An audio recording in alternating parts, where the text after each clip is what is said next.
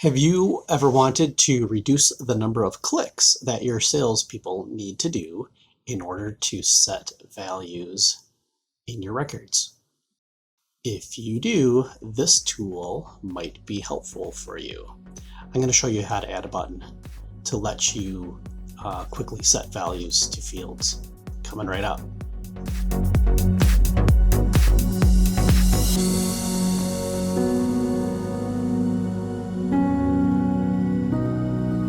Okay, so this is example of something I put together.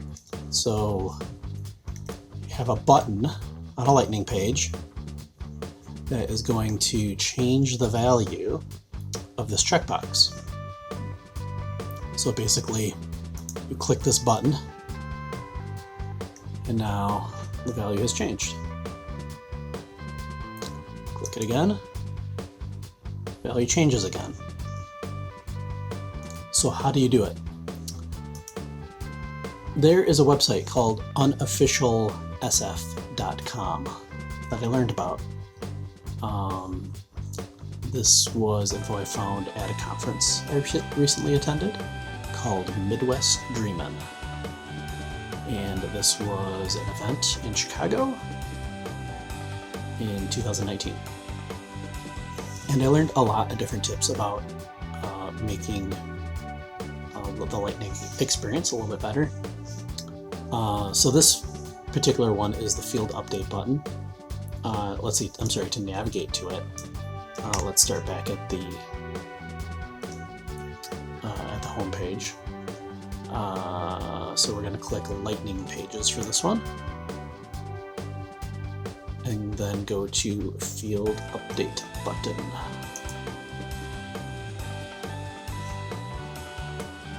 So thank you, Eric Smith, for posting that.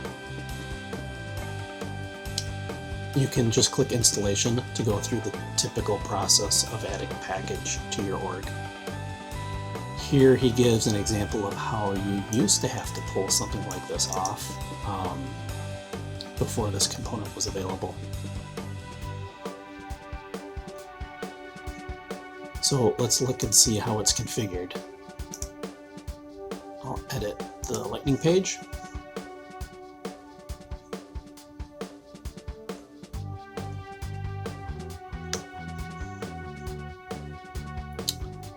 So after you install the package, you'll get this custom component here. And I noticed when I drop this onto the page, I'll get an error right away. I just close this out and pretend it didn't happen. Delete that for now. So let's look at how this was set up. So you give it the text that you want to show in the button. You give it the field that you want to update. And if this were a custom field, of course, it would have to end in the __C. Give it the value that you want it to be set to, and then what type of field it is. In this case, checkboxes are just Boolean types. There's all the basic types in here that you would expect.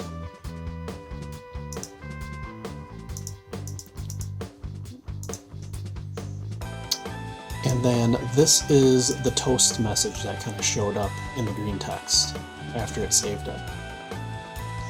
And then for this example, what I did was I only show this button if that checkbox was currently true. And then for the other button, I just show that if it's false. So that way it kind of looks like a different, like the button is changing text, but it's really not. It's just hiding one and showing the other. And that's pretty much it. So the goal for this is to,